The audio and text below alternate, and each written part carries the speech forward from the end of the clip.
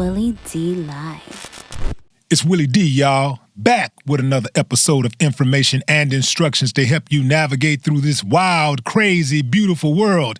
In the studio, Dee-1, a man who has no problem calling it like it is.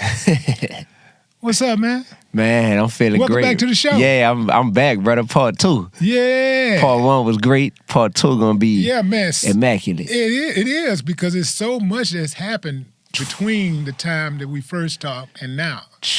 Yeah, man. Bro, I feel like my life has changed in a lot of ways. Like literally my life has changed. It's elevated. And this was one of the interviews where I saw like, oh, a lot of people paying attention to what I'm saying and what I'm spitting. You know what I mean? Yeah. Yeah, man, you killing it. You out there, you doing it, man. Like, and I didn't even know, man, until you said it. These legends ain't legends no more. Yeah, you know what man. I'm saying? Like, yeah. I ain't even know they wasn't legends. Yeah, now that... Like, explain that. Explain why these legends are not legends no more. Yeah, man, because when you ask them, what are they a legend at? You know, you can't claim to be a legend if all you're a legend at is poisoning the minds of your own community, man. That ain't nothing to be proud of, man. So when we start to think about it, the word legend becomes a shelter for people. Because since I was 5 years old, if people told me that all these people are legends, then I just grew up believing that, right? But I also grew up believing Santa Claus was real. But then somebody eventually had to tell me, hey, David, Santa Claus not real, bro. And at first I was like, nah, Santa Claus is real because that's what I've been told my whole life. And then I found out the truth is Santa Claus is fake. So people who have been called legends our whole lives just because now that we get older, intelligent minds start to ask ourselves, are these people really legends? And why are they supposed to be called legends? Like, what did they do that was so legendary? And when you start to dissect it and break it down, you realize, man, they're legends at being villains. They're legends at poisoning our community. That's not something to be celebrated. So now you got to call it like it is.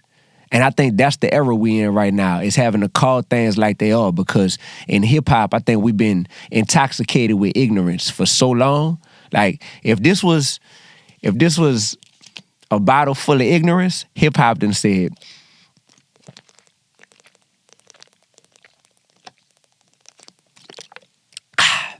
for 30 years straight. Wow.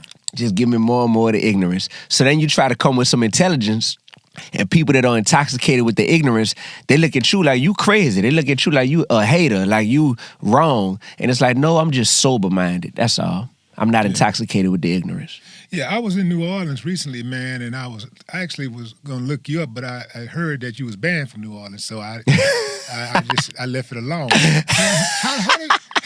How does one get banned from his own city? How does one get banned from a city? Man, so first of all, I'm not banned from New Orleans, but there's certain people in New Orleans who my spirit irritates their demons because I don't have loyalty to my city more than I have loyalty to my God.